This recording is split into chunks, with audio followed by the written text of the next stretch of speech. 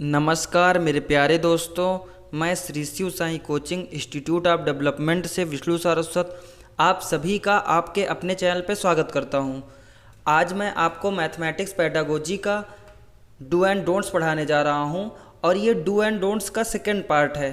इसके पहले हम फर्स्ट पार्ट पढ़ चुके हैं और जिसने वो ना देखा हो वो उसको क्या करना, उसको डिस्क्रिप्शन बॉक्स में जाना है, वहाँ आपको लिंक मिल जाएगा, आप उससे ज़रूर देख लेना, बहुत महत्वपूर्ण है वो।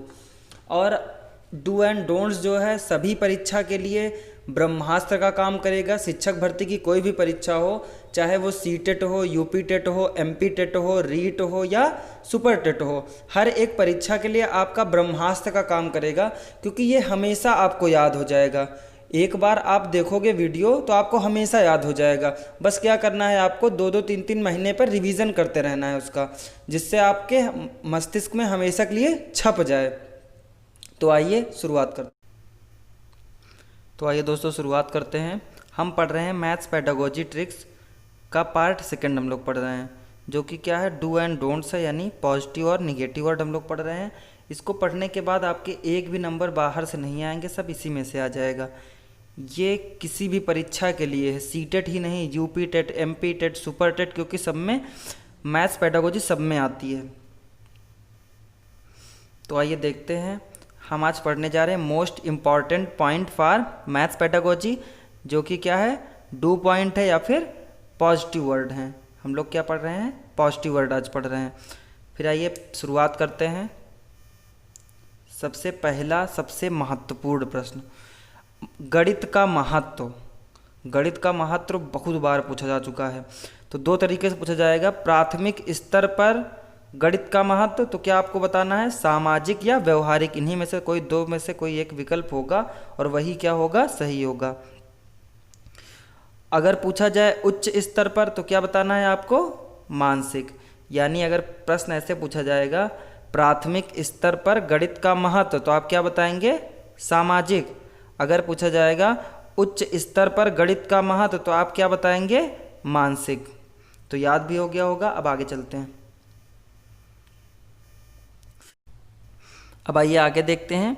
गणित पढ़ाने का तरीका बताया गया है, किसने बताया है, पैमेला लीबैक जी ने बताया है गणित पढ़ाने का कौन सा तरीका है। तो उनके अनुसार सबसे पहले बच्चे के साथ क्या करना चाहिए, एक्सपीरियंस, उसके बाद क्या होगा, लैंग्वेज होगी, और उसके बाद क्या होगा, पिक्चर्स होंगे, उसके बाद क्या करना, बच्चे को सिंबल दिखाना है। तो बहुत आसान है, आइए एक तरफ से समझते हैं सबको। तो सबसे पहले आपको सीक्वेंस याद होना चाहिए इसका। सीक्वेंस क्या है, इल्पस। सीक्वेंस क्या है इसका, इल्पस है, यानी पहले एक्सपीरियंस होगा। तो एक्सपीरियंस कैसे करना है, ठोस वस्तुओं के साथ अनुभव कराना है बच्चे को। ठोस वस्तुओं के साथ क्या करना है, प्रत्यक्ष रूप से अनुभव कराना है उसको। उसके बाद क्या करना है, ठोस वस्तुओं के प्रयोग के समय बच्चों से क्या करना है, वार्तालाप करनी है। फिर क्या है, एल है, एल से क्या होगा, लैंग्वेज। ठोस वस्तुओं के प्रयोग के समय बच्चों से क्या करनी है, वार्तालाप करनी है। फिर आते हैं पी पे, पी से क्या है, पिक्चर्स। चित्र दिखाकर गणितीय अवधारणाओं को क्या करना है, स्पष्ट करना है। बच्चों को चित्र दिखाकर क्या करना है, गणितीय अवधारणाओं को स्पष्ट करना है। फिर अगला जाइए देखते हैं, अगला है सिंबल या साइन। एस से क्या है, सिंबल या साइन। शिक्षक बच्चों को चिन्ह का बोध कराते हैं। उसके बाद क्या करना है, बच्चे को चिन्ह का बोध करा देना। एक बार ये फिर से देखते हैं। तो सबसे पहले क्या करना है, सबसे पहले एक्सपीरियंस करना है, ठोस वस्तुओं के साथ अनुभव करा के। फिर क्या करना है, लैंग्वेज, यानी वस्तुओं के प्रयोग के समय बच्चों से क्या करनी है, वार्तालाप करनी है। फिर क्या करना है, चित्र दिखाकर गणितीय अवधारणाओं को स्पष्ट करना है। फिर क्या करना है, शिक्षक बच्चों को चिन्हों का बोध कराते हैं। तो आ गया होगा समझ में। अब आइए आगे चलते हैं। तो आइए दोस्तों अब आगे बढ़ते हैं। अगला है गणितीय सोच। गणितीय सोच जो है, इससे एक प्रश्न हर बार परीक्षा में आना ही आना है, अपसारी चिंतन और अभिसारी चिंतन। अपसारी चिंतन क्या होता है, खुले अंत वाला, और अभिसारी क्या होता है, बंद अंत वाला। तो ये कई बच्चों ने कहा कि हमको याद नहीं हो रहा है, तो इसके लिए हम एक ट्रिक बनाए हैं। अभी जस्ट ये ट्रिक बनाई गई है, पढ़ के बहुत मज़ा आने वाला है। ट्रिक को क्या दिया है, अभी मैं बंद हूँ आप तो मुक्त हैं। अभी मैं बंद हूँ आप तो मुक्त हैं। तो देखिए, अभी से क्या हो जाएगा, अभिसारी हो जाएगा, और बंद से क्या हो जाएगा, बंद अंत वाला प्रश्न हो जाएगा, और आप से क्या हो जाएगा, अपसारी हो जाएगा, और मुक्त से क्या हो जाएगा, मुक्त अंत वाला प्रश्न। तो बहुत आसानी से याद हो जाएगा, अभी मैं बंद हूँ आप तो मुक्त हैं।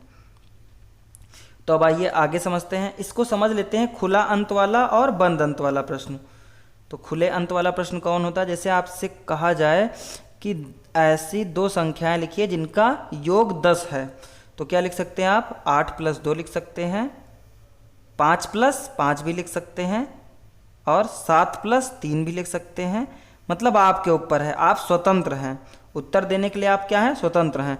अगर यही कहा जाए आपसे कि 5 × 5 यानी 5 × 5 का गुणनफल बताइए, तो आप 25 लिखेंगे और कोई तरीका नहीं है आपके पास। तो ये क्या हो जाएगा, बंद अंत वाला। खुले वाले में हम स्वतंत्र होते हैं और बंद अंत वाले में स्वतंत्र नहीं होते हैं। बहुत आसान है। अब आइए आगे समझते हैं। आगे दिया है गणित भाषा के अंग, ये कई बार पूछा गया, इनका सीक्वेंस पूछ लेता। सबसे पहले क्या होगा, सबसे पहले पद होंगे, फिर उसके बाद क्या होंगे, फिर उसके बाद प्रत्यय होंगे, फिर उसके बाद क्या करने, उसके बाद सूत्र है, फिर उसके बाद क्या है, सिद्धांत है, और फिर क्या है, चिन्ह है। यानी गणित भाषा के अंग अगर आपसे पूछे जाएंगे तो पद होगा, फिर प्रत्यय होगा, फिर सूत्र होगा, फिर सिद्धांत होगा, और लास्ट में क्या होगा, चिन्ह होगा।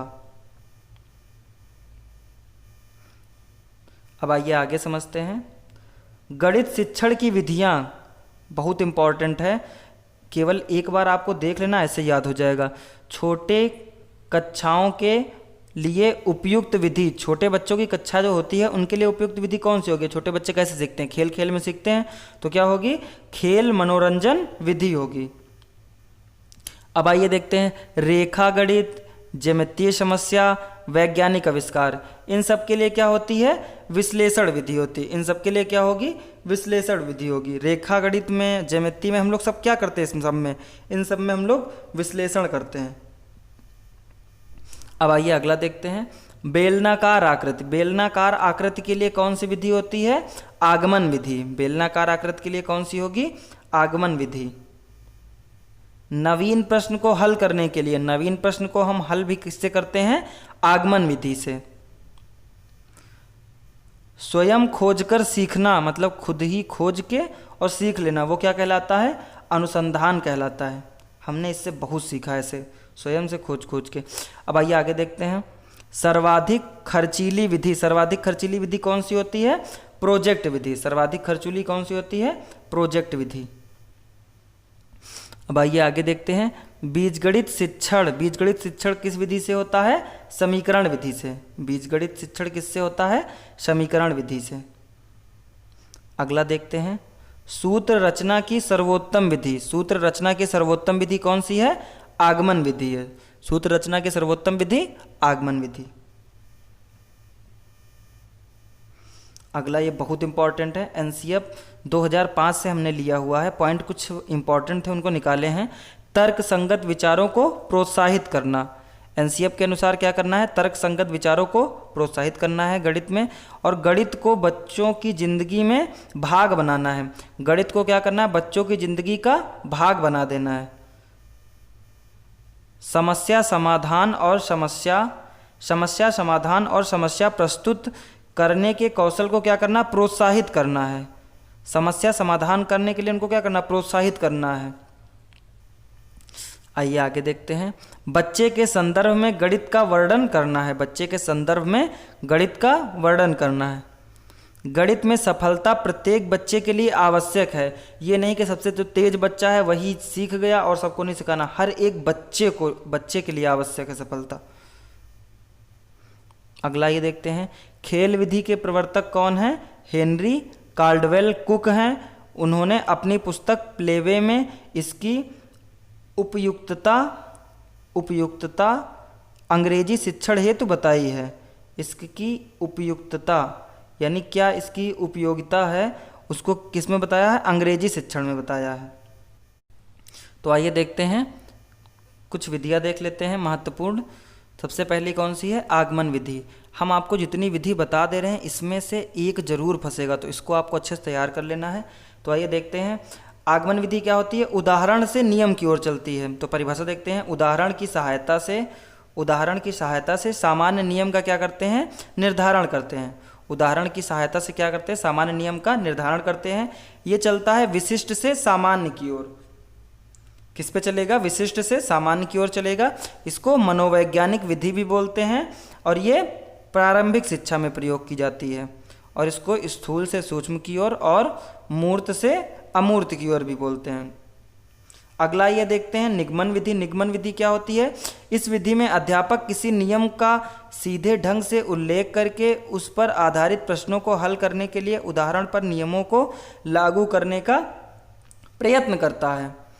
ये विधि क्या चलेगी, नियम से उदाहरण की ओर चलेगी, सामान्य से विशेष की ओर चलेगी। इसको क्या बोलते हैं, अमनोवैज्ञानिक विधि बोलते हैं। क्या बोलते हैं, अमनोवैज्ञानिक विधि। और ये चलेगी अमूर्त से मूर्त की ओर चलेगी। अब आइए अगली विधि देखते हैं। अगली विधि है विश्लेषण विधि। विश्लेषण विधि भी बहुत इंपॉर्टेंट है। किसी समस्या को हल करने के लिए उसे टुकड़ों में बांटना और उसका परीक्षण करना। यानी क्या करना है, समस्या को पहले टुकड़ों में बांट लेना है, फिर उसका क्या करना है, परीक्षण करना है। वो क्या कहलाएगा, विश्लेषण विधि कहलाएगी। ये चलती है जटिल से सरल की ओर और अज्ञात से ज्ञात की ओर चलेगी ये। अब आइए अगली विधि देखते हैं। अगली विधि है संश्लेषण विधि।